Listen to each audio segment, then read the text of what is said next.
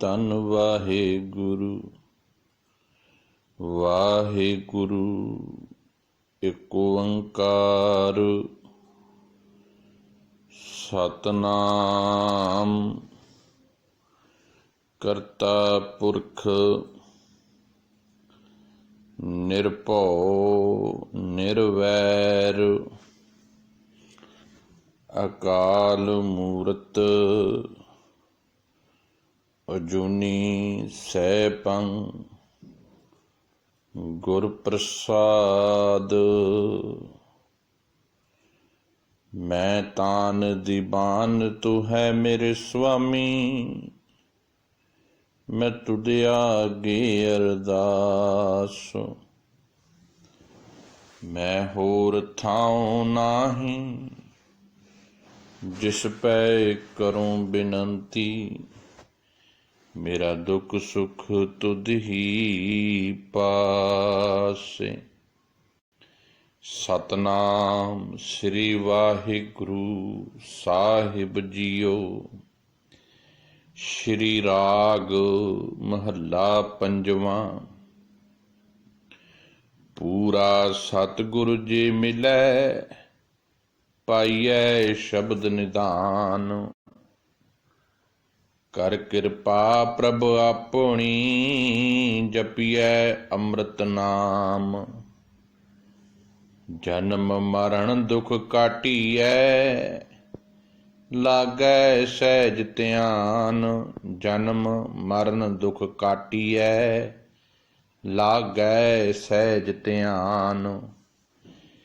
ਮੇਰੇ ਮਨ ਪ੍ਰਭ ਸ਼ਰਣਾਈ ਪਾਏ, ਮੇਰੇ ਮਨ ਪ੍ਰਭ ਸ਼ਰਣਾਈ ਪਾਏ।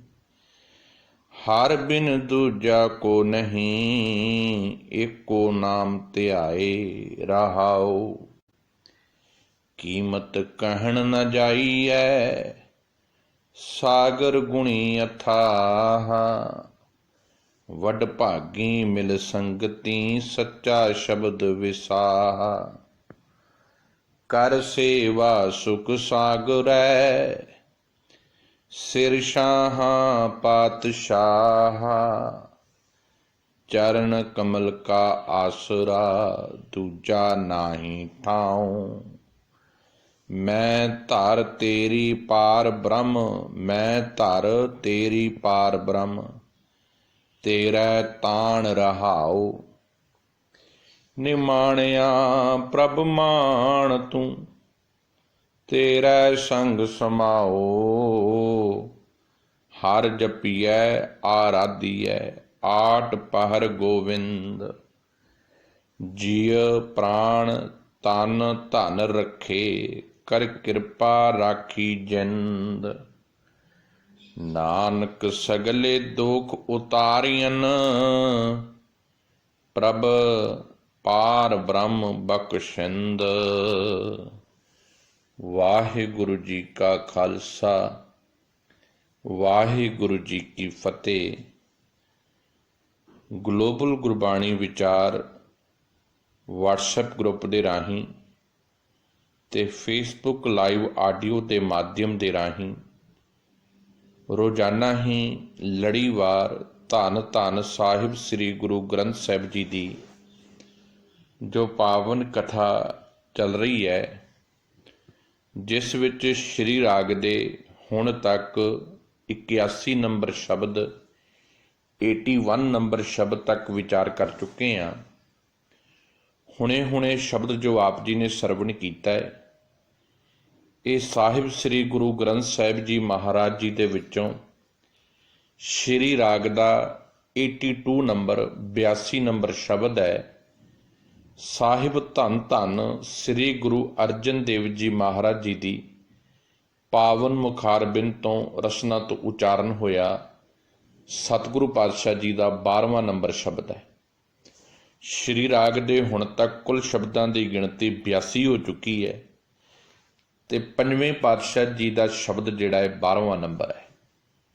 ਸ਼ਬਦ ਦੇ ਕੁੱਲ 4 ਬੰਦ ਨੇ ਤੇ ਪਾਵਨ ਪੰਨਾ ਹੈ 46 ਨੰਬਰ। ਰਹਾਉ ਦੇ ਬੰਦ ਤੋਂ ਵਿਚਾਰ ਪ੍ਰਾਰੰਭ ਕਰਨ ਲੱਗੇ ਹਾਂ।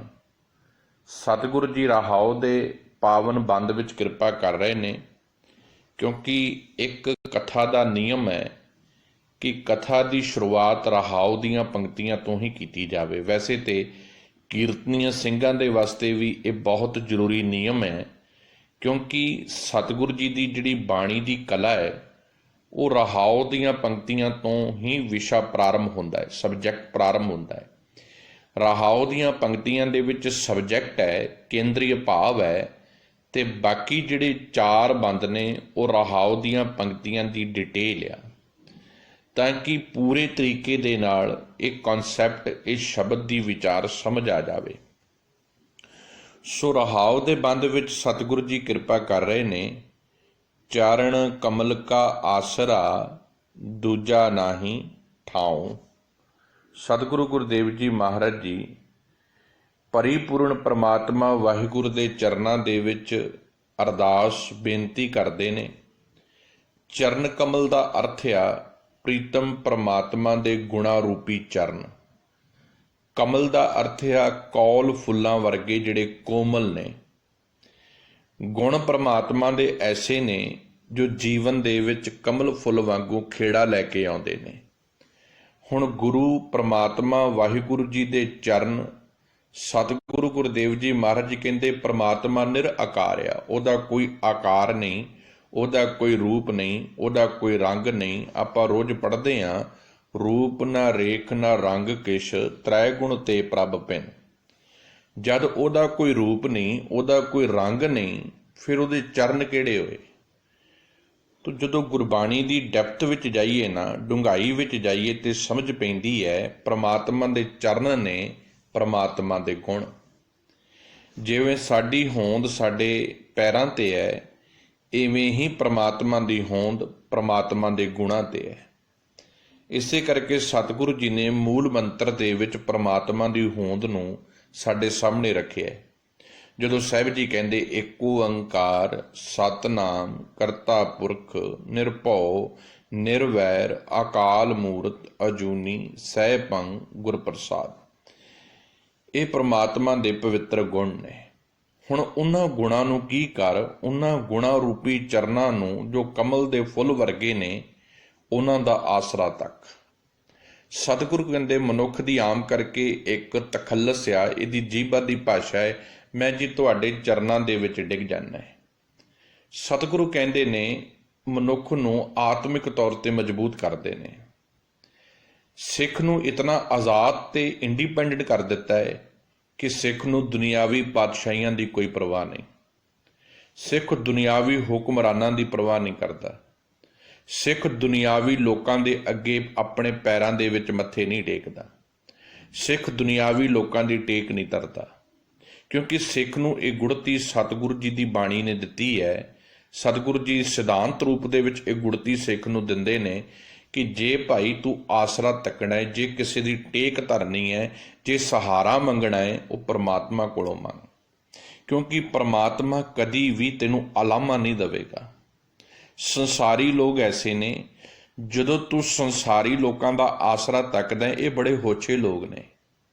ਜਦੋਂ ਮਨੁੱਖ ਇਹਨਾਂ ਦੀ ਸਿਫਤ ਸਲਾਹ ਕਰਨੀ, ਉਸਤਤ ਕਰਨੀ ਛੱਡ ਦਿੰਦਾ ਹੈ, ਇਹ ਬਹੁਤ ਤਾਨੇ ਮਾਰਦੇ ਨੇ, ਬਹੁਤ ਮਿਹਣੇ ਮਾਰਦੇ ਨੇ। ਪਰ ਜੇ ਮਨੁੱਖ ਪ੍ਰਮਾਤਮਾ ਦਾ ਆਸਰਾ ਤੱਕੇਗਾ, ਪ੍ਰਮਾਤਮਾ ਦਾ ਸਹਾਰਾ ਤੱਕੇਗਾ, ਤਾਂ ਪ੍ਰਮਾਤਮਾ ਵਾਹਿਗੁਰੂ ਜੀ ਐਸੇ ਨੇ ਜੋ ਮਨੁੱਖ ਦੀ ਆਤਮਾ ਨੂੰ ਚੜ੍ਹਦੀ ਕਲਾ ਤੇ ਮਜ਼ਬੂਤੀ ਵੱਲ ਲੈ ਕੇ ਜਾਣਗੇ। ਮਨੁੱਖ ਦਾ ਮਨ ਫਿਰ ਕਦੀ ਵੀ ਨਹੀਂ ਡਿੱਗੇਗਾ, ਨਾ ਹੀ ਇਹ ਕਦੀ ਡੋਲੇਗਾ। ਇਸੇ ਕਰਕੇ ਸਾਹਿਬ ਜੀ ਇਹਦੇ ਅੰਦਰ ਨੂੰ ਮਜ਼ਬੂਤ ਕਰਨ ਵਾਸਤੇ, ਇਹਨੂੰ ਕੌਨਫੀਡੈਂਟ ਕਰਨ ਵਾਸਤੇ, ਇਹਦੀਆਂ ਭਾਵਨਾਵਾਂ ਨੂੰ ਬਿਲਕੁਲ ਇੱਕ ਸਹੀ ਰੂਪ ਰੇਖਾ ਦੇਣ ਵਾਸਤੇ, ਇਹਦੇ ਅੰਦਰ ਇੱਕ ਇੰਡੀਪੈਂਡੈਂਟ ਆਜ਼ਾਦੀ ਦੀ ਭਾਵਨਾ ਪੈਦਾ ਕਰਨ ਵਾਸਤੇ ਸਭ ਕਹਿੰਦੇ ਪਤਾ ਕੀ ਕਰ, ਚਰਨ ਕਮਲ ਕਾ ਆਸਰਾ।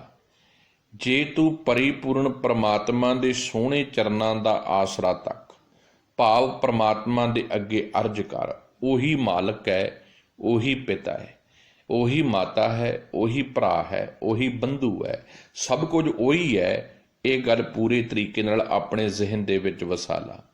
ਚਰਨ ਕਮਲ ਕਾ ਆਸਰਾ ਦੂਜਾ ਨਾਹੀਂ ਠਾਉ। ਬੜੇ ਸਾਫ਼ ਸ਼ਬਦ ਨੇ। ਇਹ ਤੋਂ ਇਲਾਵਾ ਹੋਰ ਕਿਸੇ ਦਾ ਆਸਰਾ ਨਹੀਂ ਤੱਕਣਾ। ਦੂਜਾ ਨਹੀਂ ਠਾਉ, ਇਸ ਤੋਂ ਇਲਾਵਾ ਪ੍ਰਮਾਤਮਾ ਦੇ ਗੁਣਾਂ ਤੋਂ ਇਲਾਵਾ, ਪ੍ਰਮਾਤਮਾ ਦੇ ਹੁਕਮ ਤੋਂ ਬਿਨਾਂ, ਨਿਰੰਕਾਰ ਦੇ ਆਸਰੇ ਤੋਂ ਬਿਨਾਂ ਹੋਰ ਕਿਸੇ ਦਾ ਆਸਰਾ ਨਹੀਂ ਤੱਕਣਾ। ਸਾਫ਼ ਸ਼ਬਦ ਨੇ, ਕੋਈ ਲੁਕੇ ਸ਼ਬਦ ਨਹੀਂ।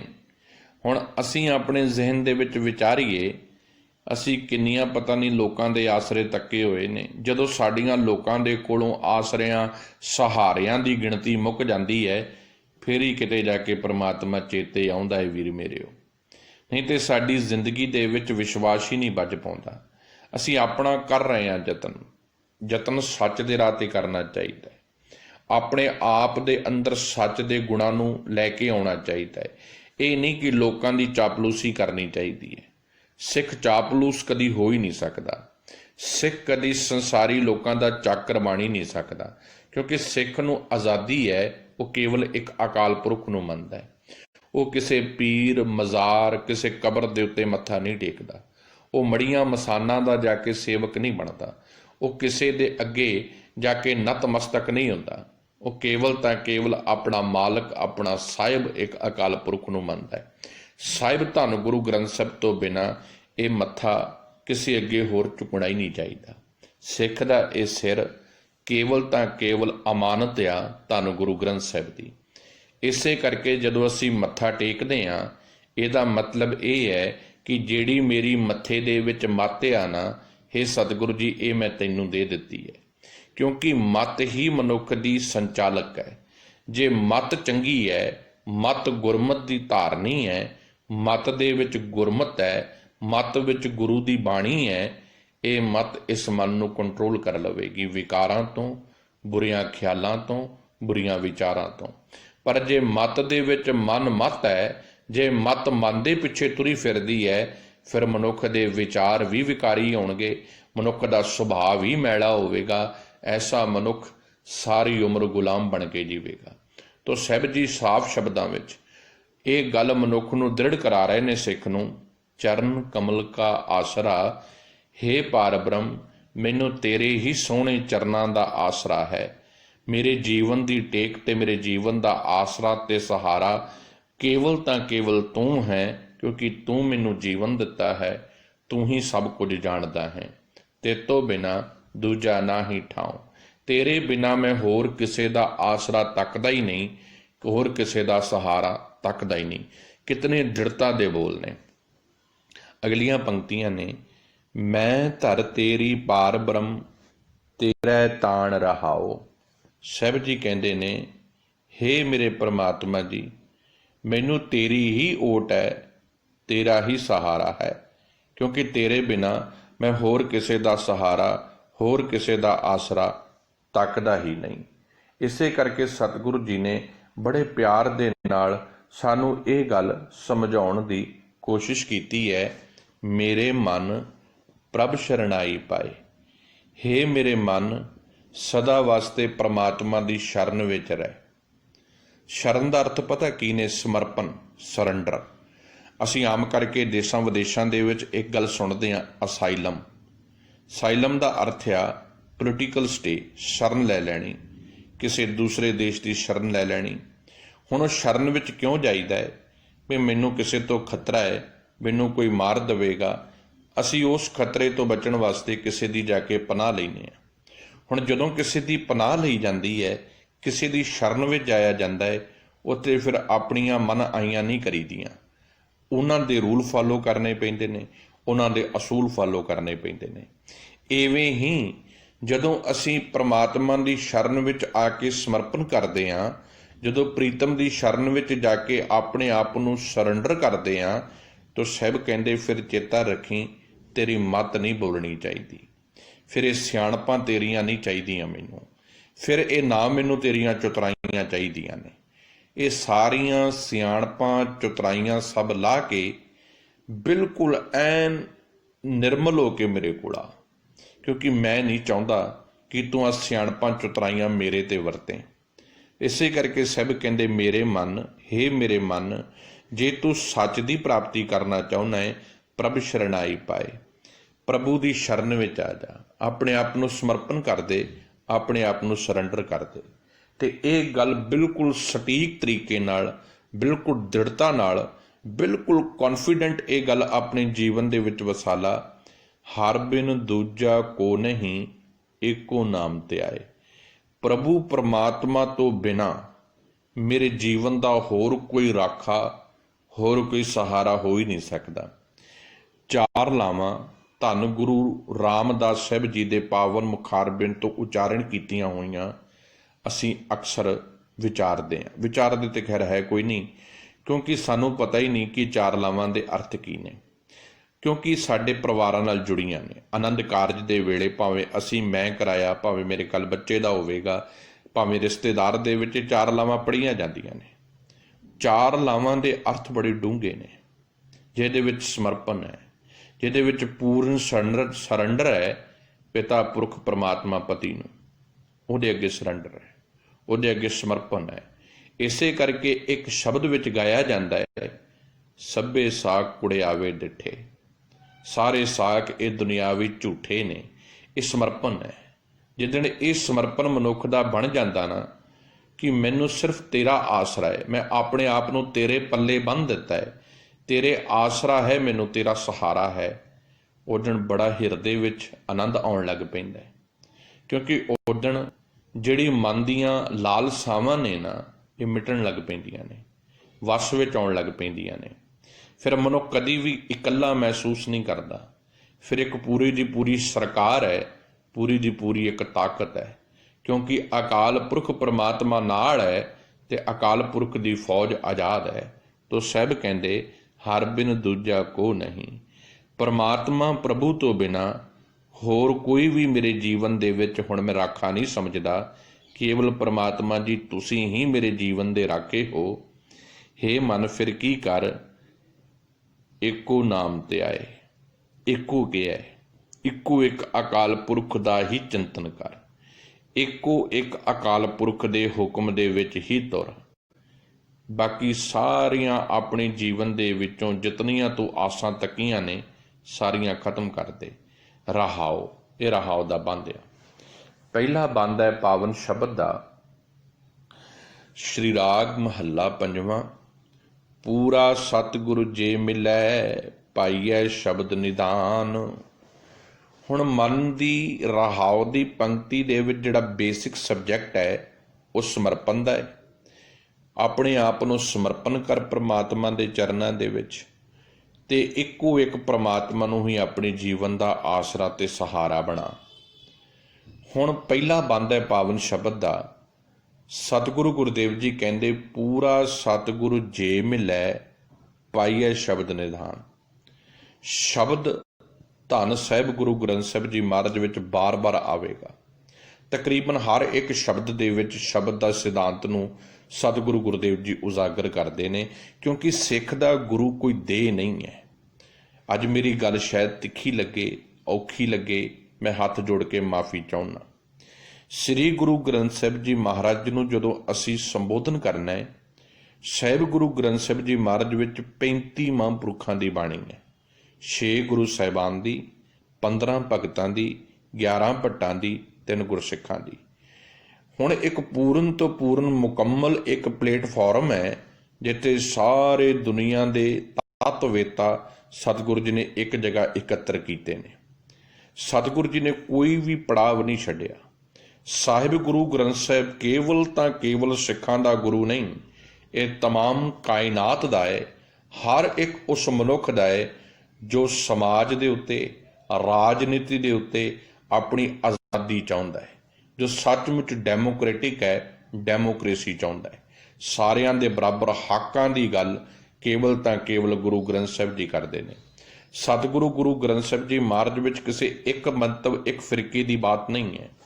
सारी तमाम दुनिया नूं एक कलावे विच लिया, एक सुनिया, एक मैसेज दिता है, जिस मैसेज दे विच एक मनुख दी जीवन यात्रा नूं जन्म तो लैके मरण तक दा जिहड़ा विचकारला समा है उन्होंने मनुख ने किवें इंडिपेंडेंटली, किवें केवल तो केवल एक अकाल पुरख नूं आधार बना के सच दे रस्ते ते चलदियां होइयां जीवन मुक्त होना है। ये जीवन का सफ़र है, ये जिंदगी का सफ़र है। ਇਹਦੇ ਉੱਤੇ मनुख ने किसी दुनियावी पुजारी के पैरों में नहीं पैना, ਕਿਸੇ ਵੀ ਧਾਰਮਿਕ ਅਖਾਉਣ ਵਾਲੇ ਪਖੰਡੀ ਸਾਧ ਦੇ ਪੈਰੀ ਨਹੀਂ ਪੈਣਾ। ਕੇਵਲ ਤਾਂ ਕੇਵਲ ਅਕਾਲ ਪੁਰਖ ਨੂੰ ਆਪਣਾ ਰਹਿਬਰ ਮੰਨਣਾ ਹੈ ਤੇ ਗੁਰੂ ਕੇਵਲ ਤਾਂ ਕੇਵਲ ਸ਼ਬਦ ਨੂੰ ਮੰਨਣਾ ਹੈ। ਉਹ ਸ਼ਬਦ ਗੁਰੂ ਦਾ ਗਿਆਨ ਕੀ ਹੈ? ਜਿਹੜਾ ਸ਼ਬਦ ਮੇਰੀ ਅਗਿਆਨਤਾ ਦੇ ਅੰਧੇਰੇ ਨੂੰ ਖਤਮ ਕਰਕੇ ਗਿਆਨ ਦਾ ਪ੍ਰਗਾਸ ਕਰਦਾ ਹੈ। ਇੰਨਾ ਕੁ ਧਿਆਨ ਦੇਣਾ। ਅਗਿਆਨਤਾ ਨੂੰ ਖਤਮ ਕਰਕੇ ਜੋ ਮੈਨੂੰ ਗਿਆਨ ਦੇ ਰਸਤੇ ਤੇ ਲੈ ਕੇ ਜਾਂਦਾ ਹੈ, ਮੇਰੇ ਅੰਦਰ ਚਾਨਣ ਕਰਦਾ ਹੈ, ਮੇਰੇ ਅੰਦਰ ਸੱਚ ਨੂੰ ਪ੍ਰਗਾਸ਼ ਕਰਦਾ ਹੈ, ਉਹ ਸ਼ਬਦ ਗੁਰੂ ਹੈ। ਉਹਦੇ ਵਿੱਚੋਂ ਜਿਹੜੀ ਟੈਕਨੀਕ ਹੈ, ਜਿਹੜੀ ਜੁਗਤੀ ਹੈ, ਉਹ ਗੁਰ ਆ। ਇਸੇ ਕਰਕੇ ਧੰਨ ਗੁਰੂ ਗ੍ਰੰਥ ਸਾਹਿਬ ਵਿੱਚ ਸ਼ਬਦ ਗੁਰੂ ਵੀ ਆਵੇਗਾ, ਗੁਰ ਵੀ ਆਵੇਗਾ। ਗੁਰੂ ਦਾ ਅਰਥ ਆ ਸ਼ਬਦ, ਗੁਰ ਦਾ ਅਰਥ ਆ ਸ਼ਬਦ ਚੋਂ ਨਿਕਲਿਆ ਗਿਆਨ। ਹੁਣ ਸਿੱਖ ਨੇ ਗਿਆਨ ਨੂੰ ਫਾਲੋ ਕਰਨਾ ਹੈ ਤੇ ਜਿਹੜਾ ਸਿੱਖ ਆ ਉਹ ਸਿੱਖ ਬਣਾਉਣਾ ਹੈ ਆਪਣੀ ਸੁਰਤ ਨੂੰ, ਤਾਂ ਕਿ ਸੁਰਤ ਦੇ ਵਿੱਚ ਸੱਚ ਟਿਕ ਜਾਵੇ, ਸੁਰਤ ਦੇ ਵਿੱਚ ਪ੍ਰਮਾਤਮਾ ਦੇ ਉੱਤੇ ਪੂਰਨ ਭਰੋਸਾ ਵੱਧ ਜਾਵੇ। ਜਦੋਂ ਸੁਰਤ ਦੇ ਵਿੱਚ ਇਕਾਗਰਤਾ ਹੈ ਨਾ, ਫਿਰ ਚੇਤਾ ਰੱਖਿਓ ਦੇਹ ਆਪਣੇ ਆਪ ਚੇਲਾ ਬਣ ਜਾਵੇਗੀ। ਅੱਜ ਧਿਆਨ ਦੇਣਾ, ਅਸੀਂ ਦੇਹ ਕਰਕੇ ਤੇ ਆਪਣੇ ਆਪ ਨੂੰ ਸਾਰੇ ਸਿੱਖ ਕਹਿ ਰਹੇ ਹਾਂ, ਪਰ ਸੁਰਤ ਕਰਕੇ ਨਹੀਂ। ਇਸੇ ਕਰਕੇ ਦੇਹ ਬੇਸ਼ੱਕ ਧੰਨ ਗੁਰੂ ਗ੍ਰੰਥ ਸਾਹਿਬ ਜੀ ਨੂੰ ਮੱਥਾ ਟੇਕ ਰਹੀ ਹੈ, ਪਰ ਸੁਰਤ ਕਰਕੇ ਅਸੀਂ ਲਾਗੇ ਬੈਠੇ ਕਿਸੇ ਸਾਧ ਦੇ ਪੈਰੀ ਪੈ ਰਹੇ ਹਾਂ। ਦੇਹ ਕਰਕੇ ਅਸੀਂ ਧੰਨ ਗੁਰੂ ਗ੍ਰੰਥ ਸਾਹਿਬ ਨੂੰ ਆਪਣਾ ਰਹਿਬਰ ਤੇ ਮੰਨ ਰਹੇ ਹਾਂ, ਪਰ ਸੁਰਤ ਕਰਕੇ ਸਾਡੇ ਜੀਵਨ ਵਿੱਚ ਪਤਾ ਨਹੀਂ ਕਿਤਨੇ ਕੁ ਪਖੰਡੀਆਂ ਨੇ ਘਰ ਕੀਤਾ ਹੋਇਆ ਹੈ, ਕਿਤਨੇ ਕੁ ਸੁਖਣਾਵਾਂ ਨੇ ਘਰ ਕੀਤਾ ਹੈ, ਕਿੰਨੇ ਕੁ ਤੰਤਰਾਂ ਮੰਤਰਾਂ ਤੇ ਅਸੀਂ ਵਿਸ਼ਵਾਸ ਕਰਕੇ ਬੈਠੇ ਹਾਂ, ਕਿਉਂਕਿ ਸੁਰਤ ਦੇ ਸਿੱਖ ਨਹੀਂ ਬਣੇ। ਚਾਹੀਦਾ ਤੇ ਇਹ ਸੀ ਸਾਡੀ ਸੁਰਤ ਗੁਰੂ ਦਾ ਸਿੱਖ ਬਣਦੀ। ਸੁਰਤ ਸਿੱਖ ਕਦੋਂ ਬਣੇਗੀ? ਜਦੋਂ ਸ਼ਬਦ ਦਾ ਸਿਧਾਂਤ ਜੀਵਨ ਵਿੱਚ ਪੱਲੇ ਪੈਣ ਲੱਗ ਪਵੇਗਾ।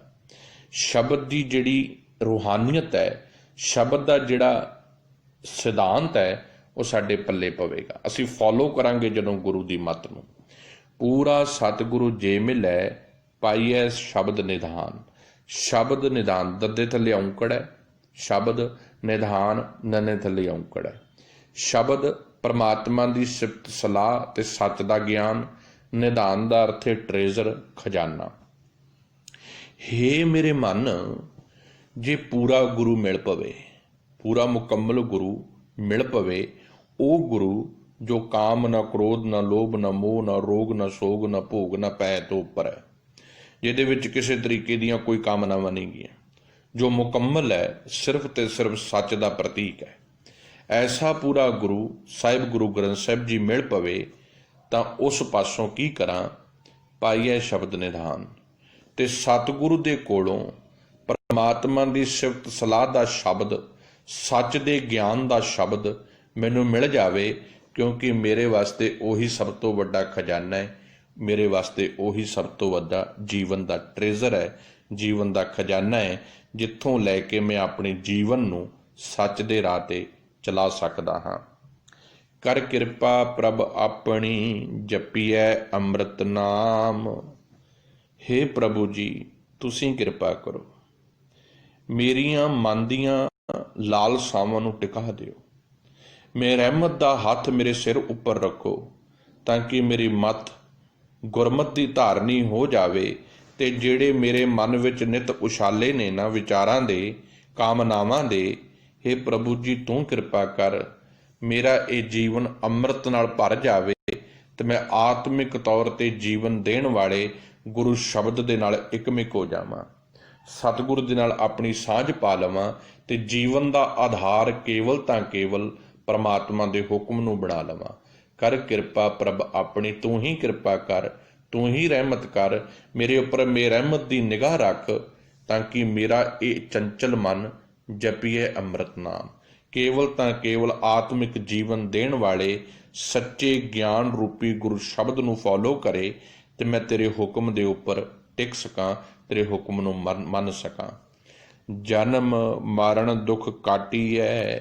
ਜਦੋਂ ਆਤਮਿਕ ਜੀਵਨ, ਚੜ੍ਹਦੀ ਕਲਾ ਜੀਵਨ ਦੇਣ ਵਾਲਾ ਗੁਰੂ ਦਾ ਸ਼ਬਦ ਮੈਂ ਫੋਲੋ ਕਰਨਾ ਸ਼ੁਰੂ ਕੀਤਾ, ਗੁਰੂ ਦੀ ਮੱਤ ਤੇ ਆਪਣੇ ਮਨ ਨੂੰ ਤੋਰਨਾ ਸ਼ੁਰੂ ਕੀਤਾ, ਤੇ ਕੀ ਹੋਇਆ?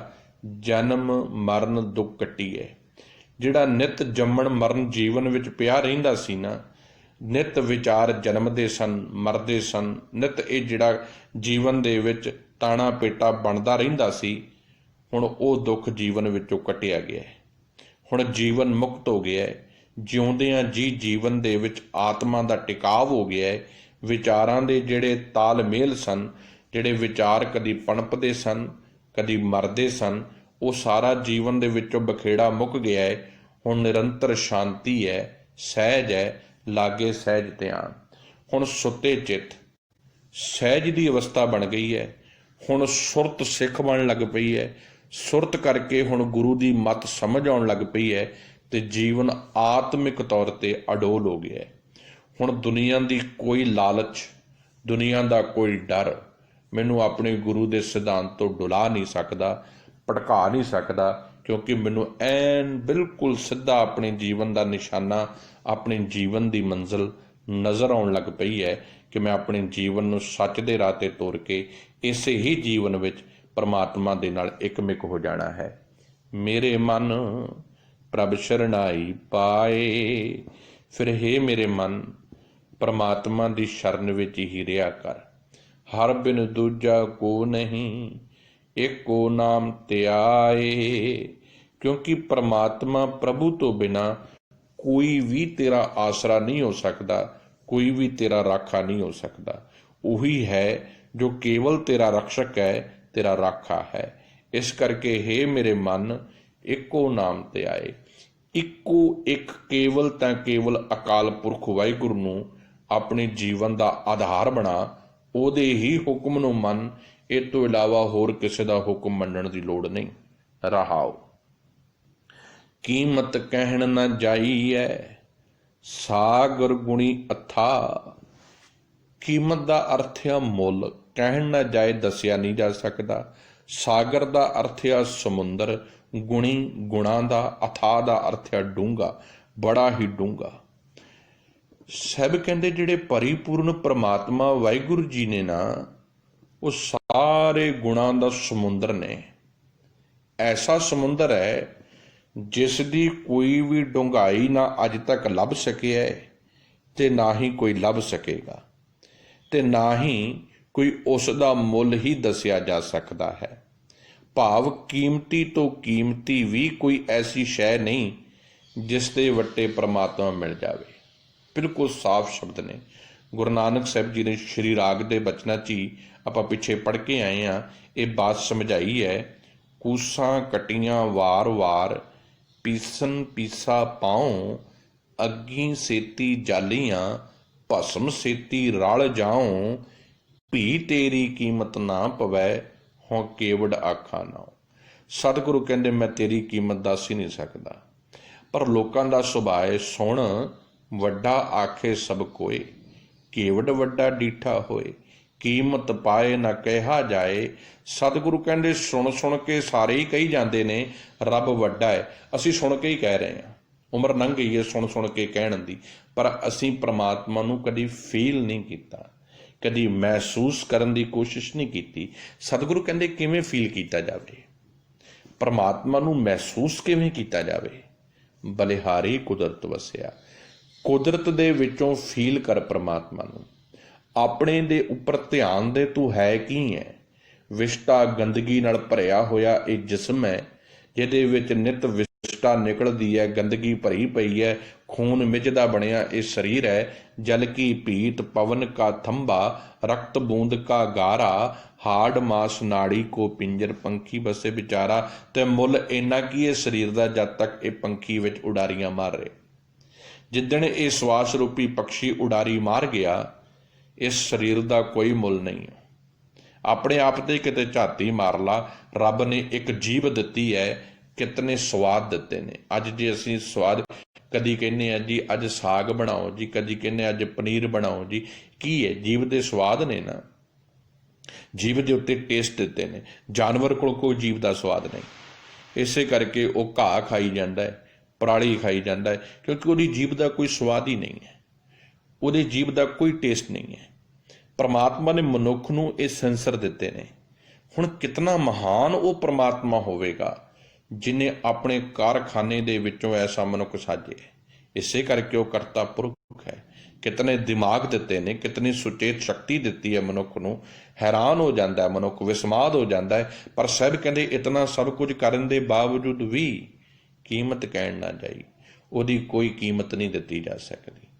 ਮਨੁੱਖ ਇਹ ਸੋਚਦਾ ਹੈ ਸੋਨੇ ਦੀਆਂ ਪਾਲਕੀਆਂ ਬਣਾ ਕੇ ਮੈਂ ਗੁਰੂ ਨੂੰ ਖਰੀਦ ਸਕਦਾ, ਗੁਰਦੁਆਰੇ ਦੇ ਵਿੱਚ 4-5 ਕਮਰੇ ਬਣਾ ਕੇ ਸ਼ਾਇਦ ਮੈਂ ਗੁਰੂ ਨੂੰ ਖਰੀਦ ਸਕਦਾ। ਸਾਹਿਬ ਕਹਿੰਦੇ ਜਿੰਨਾ ਮਰਜ਼ੀ ਕਰੀ ਜਾ, ਇਹ ਬਿਲਡਿੰਗਾਂ ਬਣਾ ਕੇ ਤੂੰ ਮੈਨੂੰ ਨਹੀਂ ਖਰੀਦ ਸਕਦਾ। ਹਾਂ ਮੁੱਲ ਖਰੀਦੀ ਮੈਂ ਲਾਲਾ ਗੋਲਾ, ਮੈਨੂੰ ਖਰੀਦਣਾ ਮੁੱਲ ਚਾਹੁੰਦਾ ਨਾ ਤੇ ਮੁੱਲ ਮੇਰੇ ਮੁਤਾਬਕ ਦੇ। ਮੁੱਲ ਕੀ ਹੈ? ਕੰਚਨ ਸਿਉਂ ਪਾਈਏ ਨਹੀਂ ਤੋਲ। ਆਹ ਸੋਨੇ ਦੇ ਬੰਗਲੇ, ਸੋਨੇ ਦੀਆਂ ਪਾਲਕੀਆਂ ਦੇ ਨਾਲ ਤੇ ਤੂੰ ਮੈਨੂੰ ਨਹੀਂ ਖਰੀਦ ਸਕਦਾ। ਜੇ ਮੈਨੂੰ ਖਰੀਦਣਾ ਚਾਹੁੰਦਾ ਹੈ, ਮਨ ਦੇ ਰਾਮ ਲਿਆ ਹੈ ਮੁੱਲ। ਆਪਣਾ ਮਨ ਮੈਨੂੰ ਦੇ, ਮੈਨੂੰ ਮੁੱਲ ਖਰੀਦ ਕੇ ਲੈ ਜਾ। ਕੀਮਤ ਕਹਿਣ ਨਾ ਜਾਈ ਹੈ, ਸਾ ਗੁਰ ਗੁਣੀ ਅਥਾ, ਵੱਡ ਭਾਗੀ ਮਿਲ ਸੰਗਤੀ, ਸੱਚਾ ਸ਼ਬਦ ਵੇਸਾ।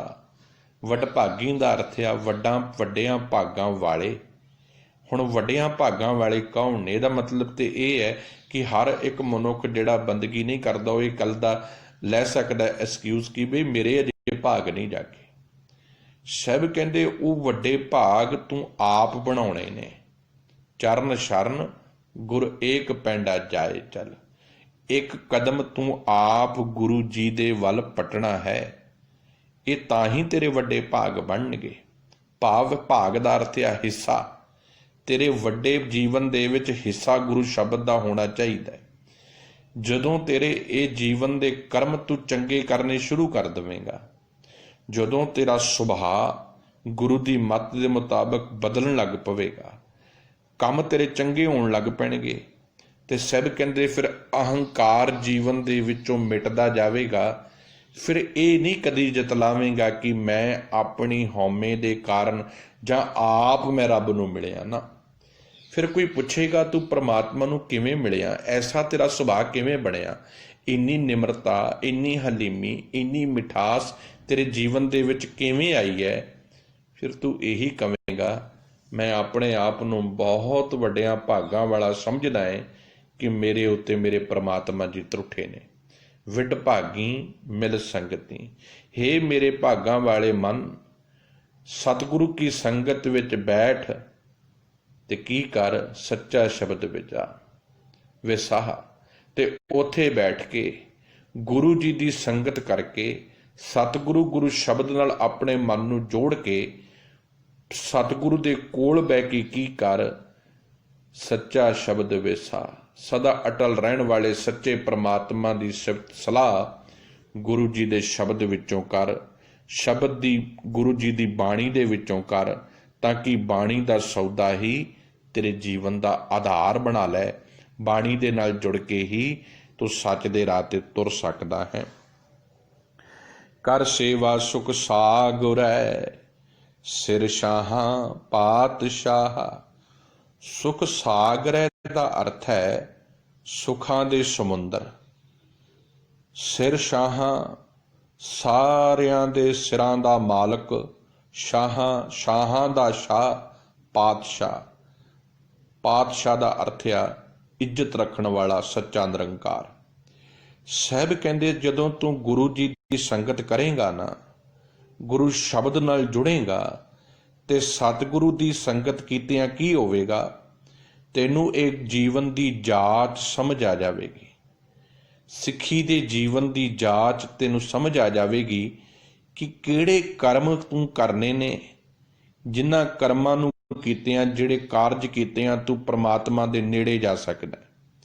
ਇਹ ਜੀਵਨ ਦੀ ਜਾਂਚ, ਇਹ ਜੀਵਨ ਦੀ ਕਲਾ ਤੈਨੂੰ ਗੁਰੂ ਦੇ ਕੋਲੋਂ, ਗੁਰੂ ਦੀ ਸੰਗਤ ਕੀਤਿਆਂ ਸਮਝ ਆਵੇਗੀ। ਫਿਰ ਇਹ ਪੱਲੇ ਪੈਣ ਲੱਗ ਪਵੇਗੀ ਗੱਲ, ਕਰ ਸੇਵਾ। ਹੁਣ ਸੇਵਾ ਕਿਹੜੀ? ਰੁਮਾਲੇ ਚੜਾ ਦੇਣੇ, ਪਾਲਕੀਆਂ ਸਾਫ਼ ਕਰ ਦੇਣੀਆਂ, ਕੱਚੀ ਲੱਸੀ ਦੇ ਨਾਲ ਗੁਰਦੁਆਰਾ ਸਾਹਿਬ ਧੋ ਦੇਣਾ, ਇਹ ਤੇ ਸਿਰਫ ਇੱਕ ਸੇਵਾ ਦਾ ਪੱਖ ਆ। ਅਸਲੀ ਸੇਵਾ ਕੀ ਹੈ? ਆਪਣੇ ਆਪ ਨੂੰ ਸਤਿਗੁਰੂ ਨੂੰ ਨਿਸ਼ਾਵਰ ਕਰ ਦੇਣਾ, ਆਪਣਾ ਆਪਾ ਸਤਿਗੁਰ ਦੇ ਅੱਗੇ ਰੱਖ ਦੇਣਾ, ਸਭ ਕੁਝ ਆਪਣਾ ਸਤਿਗੁਰੂ ਨੂੰ ਭੇਟ ਕਰ ਦੇਣਾ। ਇਹ ਹੈ ਅਸਲੀ ਸੇਵਾ। ਜਦੋਂ ਮਨੁੱਖ ਆਪਣਾ ਸਭ ਕੁਝ ਗੁਰੂ ਦੇ ਅੱਗੇ ਸਮਰਪਣ ਕਰ ਦਿੰਦਾ ਹੈ, ਗੁਰੂ ਦੀ ਸਿੱਖਿਆ ਲੈਂਦਾ ਹੈ, ਫਿਰ ਸਮਝ ਪੈਂਦੀ ਹੈ ਸੁੱਖਾਂ ਦਾ ਸਾਗਰ, ਸੁੱਖਾਂ ਦਾ ਸਮੁੰਦਰ ਕੇਵਲ ਤਾਂ ਕੇਵਲ ਪ੍ਰਮਾਤਮਾ ਹੈ। ਕਰ ਸੇਵਾ ਸੁਖ ਸਾਗਰੇ। ਗੁਰੂ ਜੀ ਦੇ ਗਿਆਨ ਨੂੰ ਪ੍ਰਾਪਤ ਕਰਕੇ ਸਤਿਗੁਰੂ ਦੇ ਹੁਕਮ ਤੇ ਤੁਰਿਆਂ ਸਮਝ ਪੈ ਗਈ ਹੈ ਕਿ ਸੁੱਖਾਂ ਦਾ ਸਾਗਰ ਕੇਵਲ ਤਾਂ ਕੇਵਲ ਪ੍ਰਮਾਤਮਾ ਹੈ। ਸਿਰ ਸ਼ਾਹਾਂ ਪਾਤਸ਼ਾਹ ਜੋ ਸਾਰੀ ਦੁਨੀਆ ਦਾ ਸ਼ਾਹ ਹੈ, ਸਾਰੀ ਦੁਨੀਆ ਦਾ ਪਾਤਸ਼ਾਹ ਹੈ, ਸਾਰੀ ਦੁਨੀਆ ਦਾ ਇੱਕੋ ਇੱਕ ਦਾਤਾ ਹੈ। ਚਰਨ ਕਮਲ ਕਾ ਆਸਰਾ ਦੂਜਾ ਨਾਹੀ ਠਾਉ।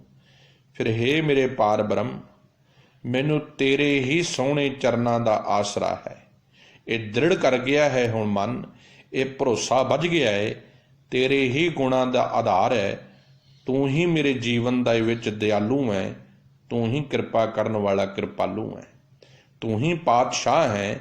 ਹੁਣ ਮੈਨੂੰ ਕੇਵਲ ਤਾਂ ਕੇਵਲ ਤੇਰੇ ਕੌਲ ਫੁੱਲਾਂ ਵਰਗੇ ਸੋਹਣੇ ਸਿਫਤ ਸਲਾਹ ਰੂਪੀ ਸੱਚੇ ਗੁਣਾਂ ਦੀ ਮੈਂ ਜੀਵਨ ਵਿੱਚ ਸਮੋਈ ਕਰਦਾ ਹਾਂ, ਤੇਰੇ ਗੁਣਾਂ ਦੇ ਮੁਤਾਬਕ ਜੀਵਨ ਢਾਲਦਾ ਹਾਂ। ਕਿਉਂਕਿ ਜਦੋਂ ਪਰਮਾਤਮਾ ਦੇ ਗੁਣ ਸਮਝ ਆਉਣ ਲੱਗ ਪੈਂਦੇ ਆ ਨਾ, ਨਿਮਰਤਾ ਦੇ ਵਿੱਚ ਜੀਵਨ ਜਾਣ ਲੱਗ ਪੈਂਦਾ ਹੈ। ਫਿਰ ਮਨੁੱਖ ਨੂੰ ਆਪਣੀ ਮੈਂ ਦੀ ਵਡਿਆਈ ਨਹੀਂ ਫਿਰ ਮਨੁੱਖ ਕਰਦਾ, ਫਿਰ ਇਤਨਾ ਨਿਮਰਤਾ ਤੇ ਪ੍ਰੇਮ ਦੇ ਵਿੱਚ ਆ ਜਾਂਦਾ ਹੈ। ਫਿਰ ਹਰ ਵਕਤ ਇਹਦੇ ਸ਼ਬਦਾਂ ਦੇ ਵਿੱਚ ਇਹੀ ਹੁੰਦਾ ਹੈ, ਹੇ ਮੇਰੇ ਪਾਤਸ਼ਾਹ ਤੂੰ ਹੀ ਆ, ਤੂੰ ਹੀ ਆ ਜੋ ਮੇਰੇ ਜੀਵਨ ਨੂੰ ਚਲਾ ਰਿਹਾ ਹੈ। ਫਿਰ ਮੈਂ ਮੁੱਕ ਜਾਂਦੀ ਹੈ, ਤੇਰਾ ਜੀਵਨ ਦੀ ਕਲਾ ਬਣ ਜਾਂਦੀ ਹੈ।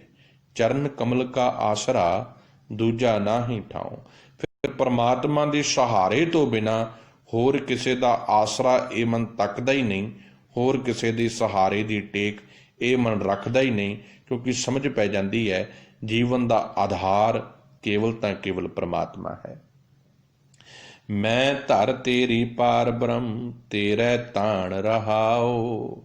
ਮੈਂ ਦਾ ਅਰਥ ਆ ਮੈਨੂੰ, ਧਰ ਦਾ ਅਰਥ ਆ ਆਸਰਾ, ਤੇਰੇ ਤਾਣ ਦਾ ਅਰਥ ਆ ਤੇਰੇ ਤਾਣ ਵਿੱਚ, ਤੇਰੇ ਆਸਰੇ ਵਿੱਚ।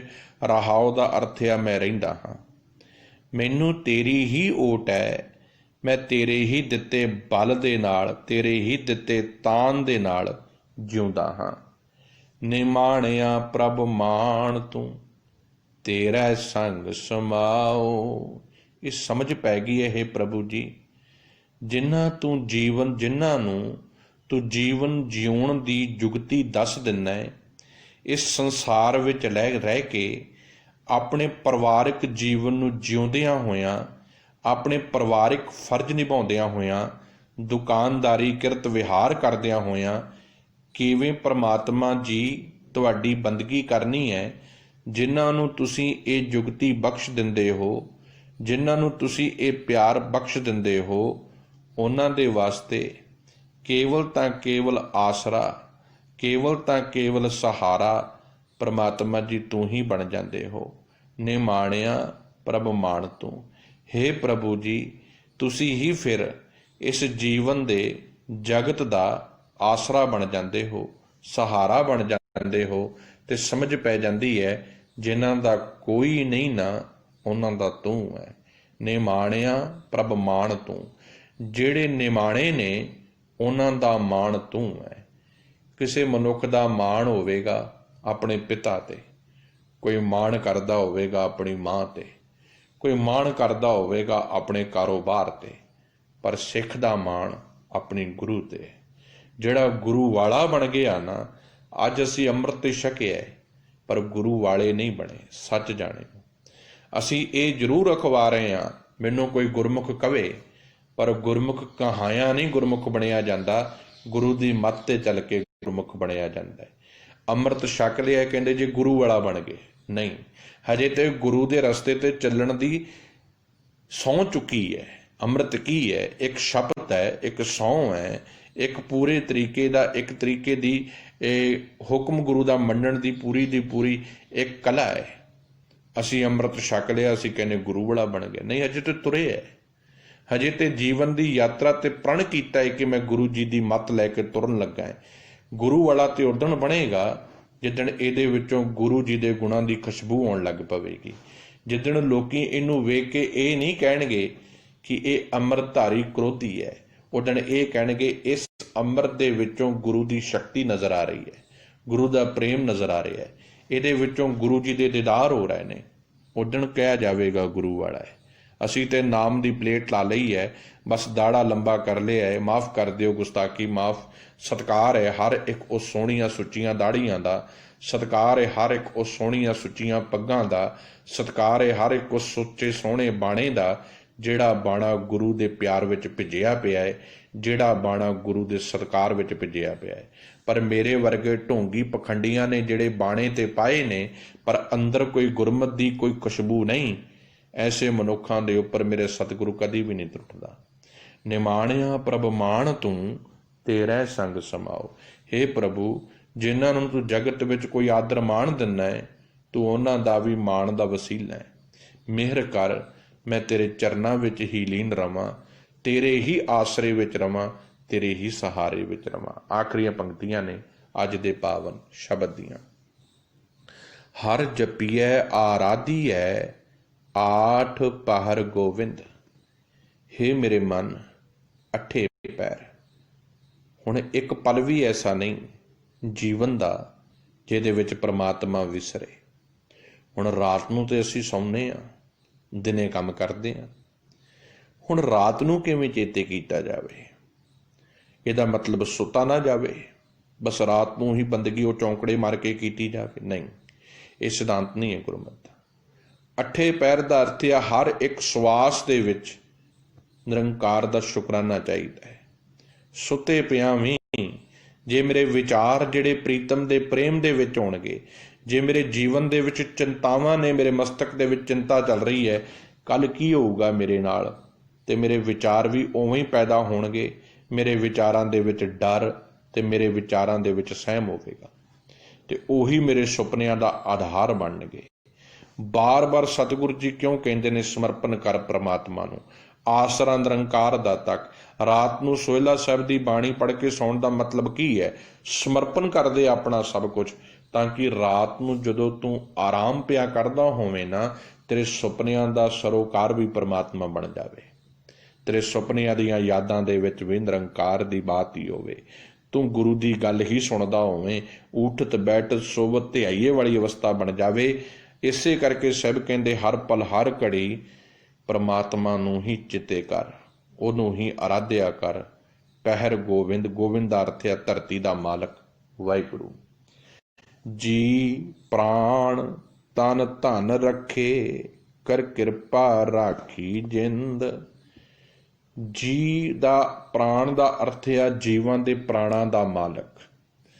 ਇਹ ਪ੍ਰਾਣ ਅਸੀਂ ਦੁਨੀਆ ਦੀ ਭਾਵੇਂ ਕੁਝ ਕਹਿ ਲਈਏ, ਫਲਾਣੇ ਮਨੁੱਖ ਤੋਂ ਆ ਮਿਲਿਆ, ਫਲਾਣਾ ਮਨੁੱਖ ਆ ਦੇ ਗਿਆ, ਪਰ ਪ੍ਰਾਣ ਕੇਵਲ ਤਾਂ ਕੇਵਲ ਪ੍ਰਮਾਤਮਾ ਦੇ ਰਿਹਾ ਹੈ। ਜਿੱਦਣ ਉਹ ਲੈਣ ਆ ਗਿਆ, ਜਿੱਦਣ ਇਹ ਜਾਣੇ ਨੇ, ਕੋਈ ਦੁਨੀਆ ਦਾ ਡਾਕਟਰ ਨਹੀਂ ਕੰਮ ਆਉਣਾ, ਕੋਈ ਸਰਜਰੀ ਕੰਮ ਨਹੀਂ ਆਉਣੀ। ਤੇ ਜਿੱਦਣ ਉਹਨੇ ਸਵਾਸ ਦੇਣੇ ਨੇ, ਭਾਵੇਂ ਇੱਕ ਮਨੁੱਖ ਦਾ ਸਰੀਰ ਕੁਚੁੰਬਰ ਹੋ ਜਾਵੇ ਤਾਂ ਵੀ ਮਨੁੱਖ ਨੇ ਬਚ ਜਾਣਾ ਹੈ। ਇਤਿਹਾਸ ਦੇ ਤੁਸੀਂ ਪੰਨੇ ਪੜ੍ਹ ਕੇ ਕਿਤੇ ਦੇਖਿਓ, ਦੁਨੀਆ ਦੇ 7-7 ਗੋਲੀਆਂ ਲੱਗੇ ਲੋਕ ਵੀ ਉੱਠ ਕੇ ਖੜੇ ਹੋ ਗਏ। ਜਿਹਨੂੰ ਜੀਵਨ ਦਾਨ ਦੇਣਾ ਹੈ ਤੇ ਜਿਹਦੀ ਜ਼ਿੰਦਗੀ ਲੈਣੀ ਹੈ। ਤੁਸੀਂ ਕਈ ਵਾਰੀ ਖਿਆਲ ਕਰਨਾ ਸੁਣਿਆ ਹੋਵੇਗਾ, ਚੰਗਾ ਭਲਾ ਮਨੁੱਖ ਸੈਰ ਕਰ ਰਿਹਾ ਸੀ ਰੋਡ ਤੇ, ਕੋਈ ਮਾਰ ਗਿਆ ਟੱਕਰ ਤੇ ਮੌਤ ਹੋ ਗਈ, ਸਵਾਸ ਨਿਕਲ ਗਏ। ਇਹ ਜੀ ਪ੍ਰਾਣਾਂ ਦੀ ਖੇਡ ਇੰਨੀ ਕੀ ਹੈ। ਪਰ ਮਨੁੱਖ ਆਪਣੇ ਜੀ ਦੇ ਜਦ ਤੱਕ ਪ੍ਰਾਣ ਜਿਉਂਦੇ ਨੇ, ਅਹੰਕਾਰ ਦੀ ਟੀਸੀ ਤੋਂ ਥੱਲੇ ਉਤਰਦਾ ਹੀ ਨਹੀਂ। ਤੋ ਸਾਹਿਬ ਕਹਿੰਦੇ ਚੇਤਾ ਰੱਖ, ਜੀ ਪ੍ਰਾਣ ਤਨ ਧਨ ਰੱਖੇ। ਤਨ ਤੱਤੇ ਨੰਨੇ ਥੱਲੇ ਔਂਕੜ ਹੈ, ਧਨ ਨੰਨੇ ਥੱਲੇ ਔਂਕੜ ਹੈ। ਰੱਖੇ, ਕਰ ਕਿਰਪਾ ਰਾਖੀ ਜਿੰਦ।